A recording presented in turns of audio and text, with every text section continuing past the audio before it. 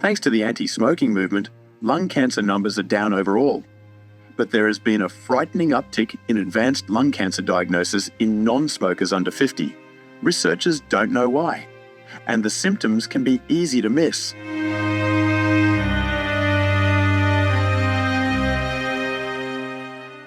Hi everyone, welcome to the channel. My name is Lori. My sister Sherry is here. You will meet her in just a second. She is a 6-year stage 4 lung cancer survivor. Hi everyone, and thanks for stopping by our channel. We really appreciate you. Today, we're going to talk about something that's just incredibly important, and it's incredibly personal to Sherry. Most of you that are watching know that lung cancer is the most diagnosed cancer in the whole world.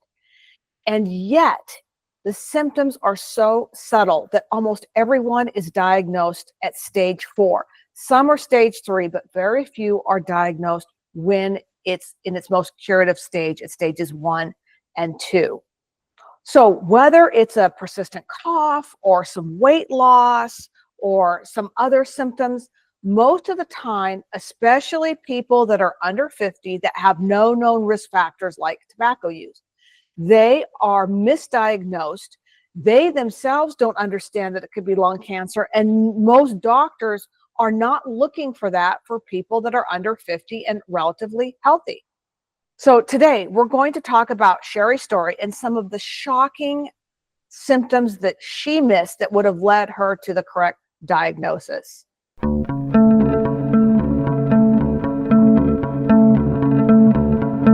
So like Glinda the Good Witch said, let's just follow the yellow brick road.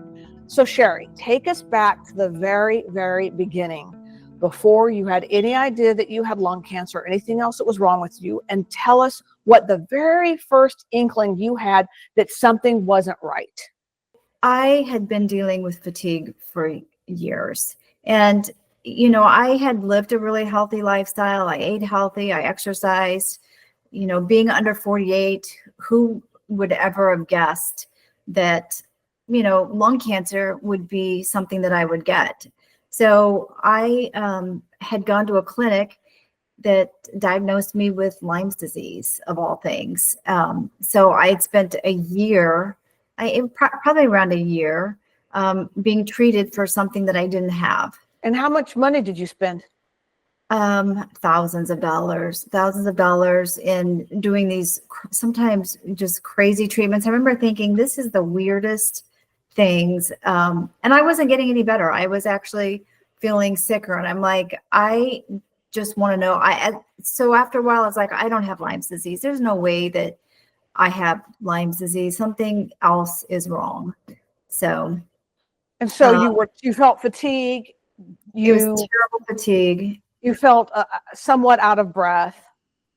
Right. I was waking up in the morning. I'd say when I was like making my bed, I was short of breath. I was like, this is kind of strange that I'm feeling short of breath doing, just minor household things, activities that normally wouldn't make me out of breath. A little bit of coughing too. It's just things that you might think, okay, I'm getting older. Maybe this is just what happens when you get older.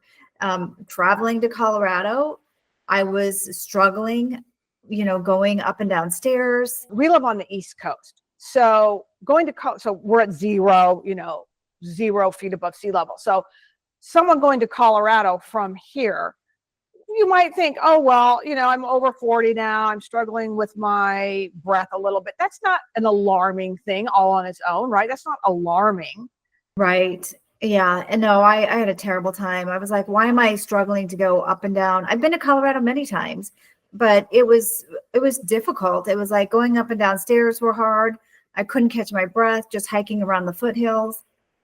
So it wasn't long after that I was like, I really got to get this. I've got to get in for my CAT scan and see what's going on. And so I was diagnosed just months after that trip, the last trip I had to Colorado in 2018. Well, I remember we went to Hilton Head. We went to Hilton Head about maybe a month or two before you were diagnosed. of course, if you've never been to Hilton Head, it's at the beach. It's 0 feet above sea level. And we went biking on beach bikes. Now, if you all have been on beach bikes, you know these are not difficult. We weren't doing a road race. We were literally just riding around on the beach. And Sherry could not keep up, not with anybody, not people that were in shape or out of shape or anything. And when we got back, I said, Sherry, you have got to get to the gym because you are so out of your cardiovascular system is really in terrible shape.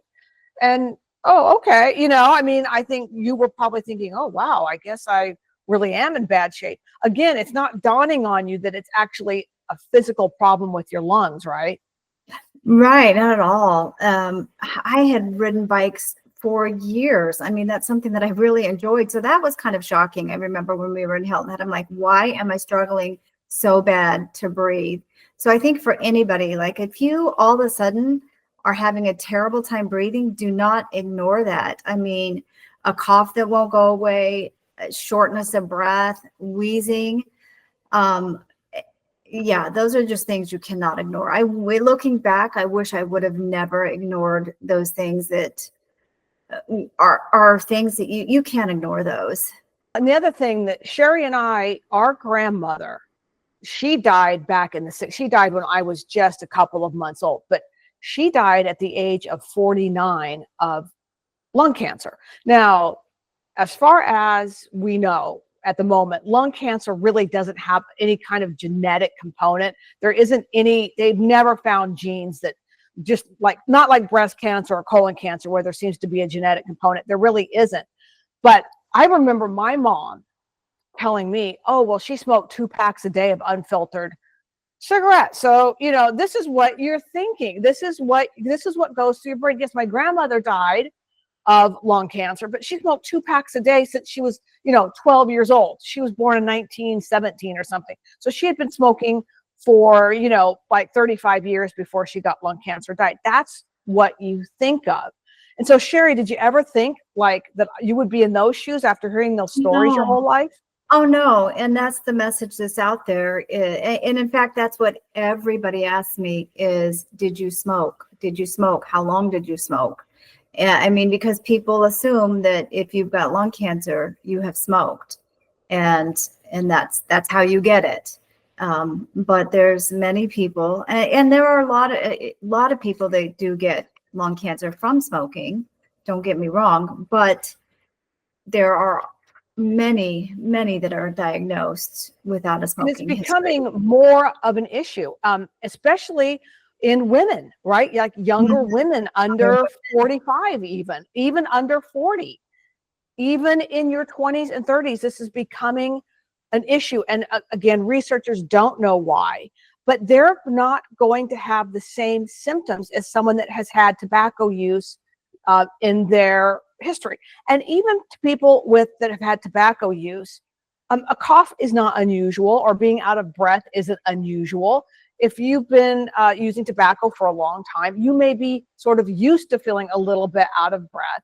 It just depends on how much and how often.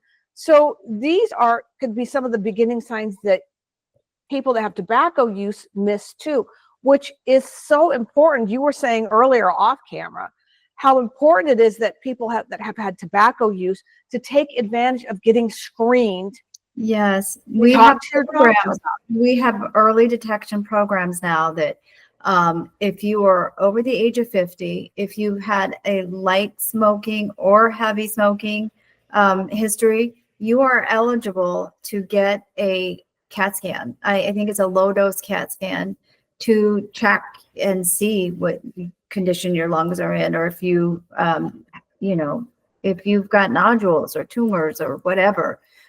You need to take advantage of that. You do not want to be diagnosed as a stage 4 lung cancer patient. You want to be caught early stage when it's curative, when you can do something about it and not have to deal with it for the rest of your life. And we'll put the symptoms up that when you Google, this is what you'll see. We'll put that up here in a second so you can look at that. But Sherry has a sort of cancer that's called ALK positive. So this is a cancer that people that people that have never smoked or just maybe very light smoking have, and it's gene driven. Again, it's not genetic, but it's gene driven. That's different than the kind of regular lung cancer that people that have smoked tobacco get, or that have been exposed to radon or other chemicals will get normally. But even if you don't have a gene-driven lung cancer like Sherry has, if you have the regular kind, there's so much more that they can do nowadays. It's such a different story than it was 10, 20, 30, 40, 50 years ago when my grandmother died of it. So it's so important that you understand that you don't have to take it lying down, whether you have used tobacco or not. So important to insist on getting screened. Okay, so I'm going to put up on the screen the lung cancer symptoms that you'll get when you will Google this. So Sherry, just taking a look at this, what on here did you have? Did you have chest pain that was worse than when you were breathing or coughing or laughing?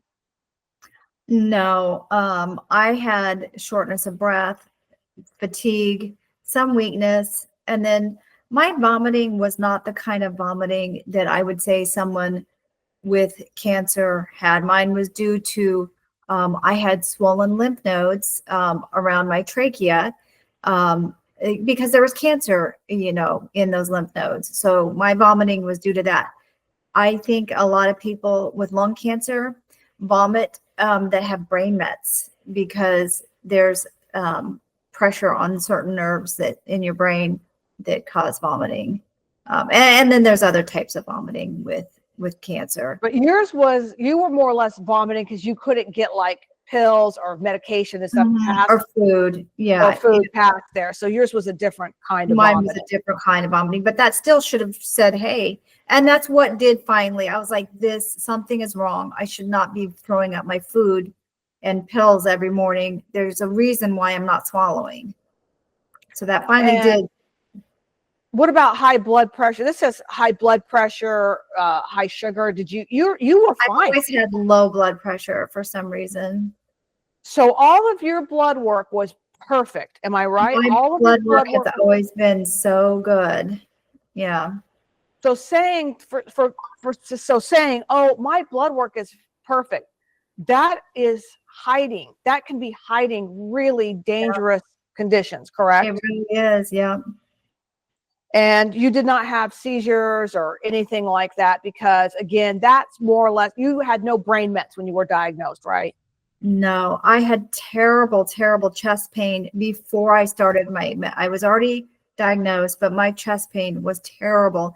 And that's because my lungs were full of PEs, pulmonary embolisms. I had just blood clots, numerous blood clots in both my lungs. So I was hospitalized for at least a week trying to get my lungs under control with the blood clots. So that can be another cause of chest pain too, because lung cancer thickens the blood and can cause blood clots. So that's another scary thing with lung cancer. Like you don't want to go undiagnosed with lung cancer because a blood clot, a PE could take you out.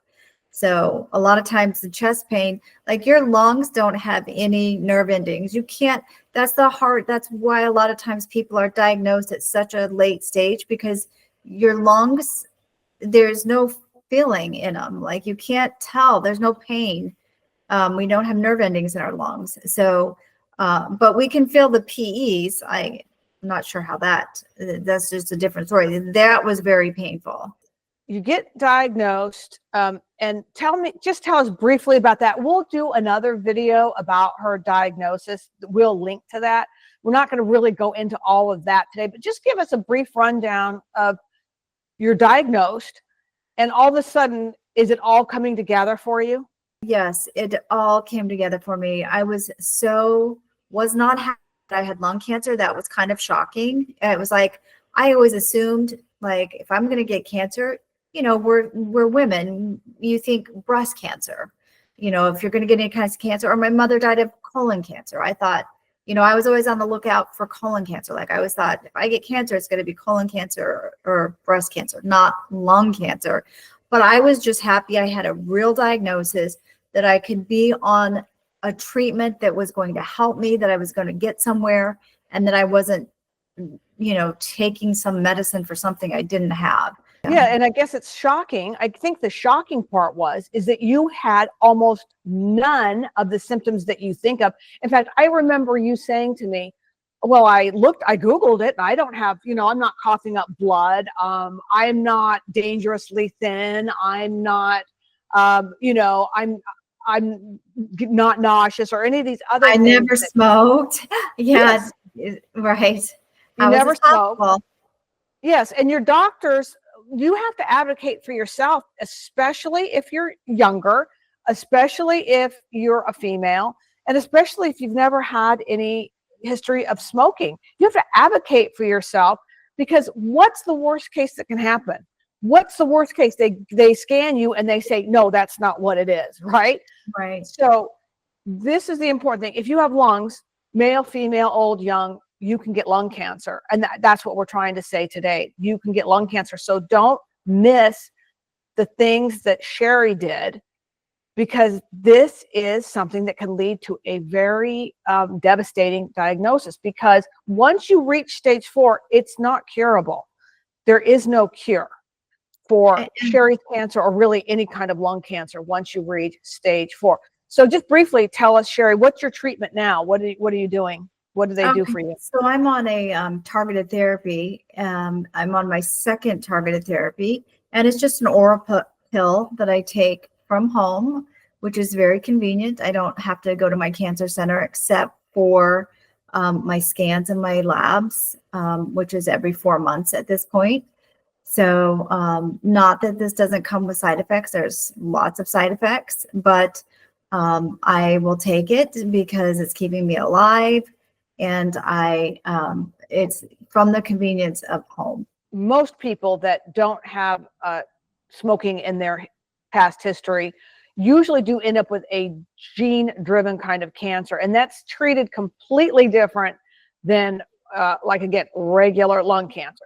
It's completely different. So years ago, before they had discovered these genetically driven lung cancers, they would try and treat them the same way.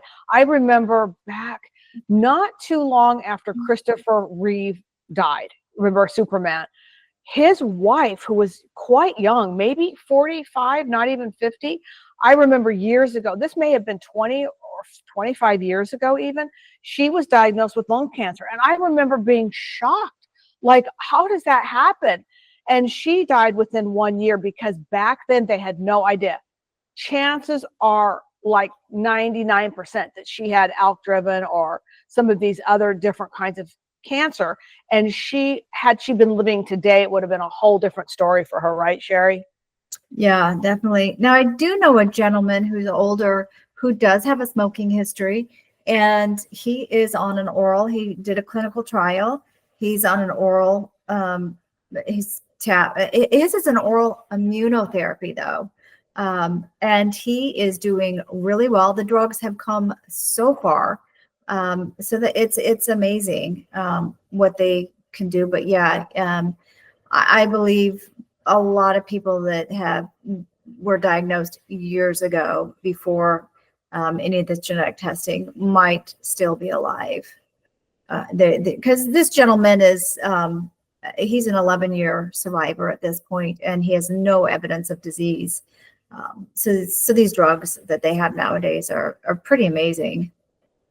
Yes. And so this is just the important thing is, over the last decade, lung cancer has become, instead of an immediate death sentence like it used to be, people are living longer and longer and longer with even the stage 4, even the worst kind of lung cancer. Now, Sherry is stage 4, but if I'm not mistaken, the only place that it's really gone far into her body is into her hip, right? You don't have it in your abdomen or your brain or outside of some lymph nodes, and a spot on your hip, right?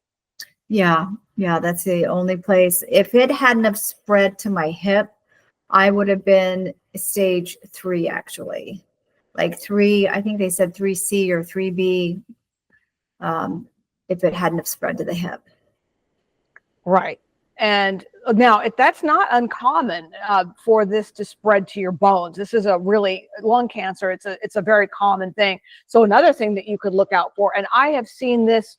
I have just heard many lung cancer survivors talk about how one of their first symptoms was their back hurt. They'd never had any. Now Sherry has had back problems and hip problems and everything else, which was another sign that she missed. It was her hip hurt really bad, but she terrible pain, terrible. Yes. I couldn't walk. I was walking with my son one day, and we were walking like over a mile, and I had to keep stopping because my hip was killing me. It was hurting so bad. So that should have been, a sign like something is wrong. But because I have back problems and nerve pain, I didn't know. I just thought something is going on with my back. It's causing nerve pain.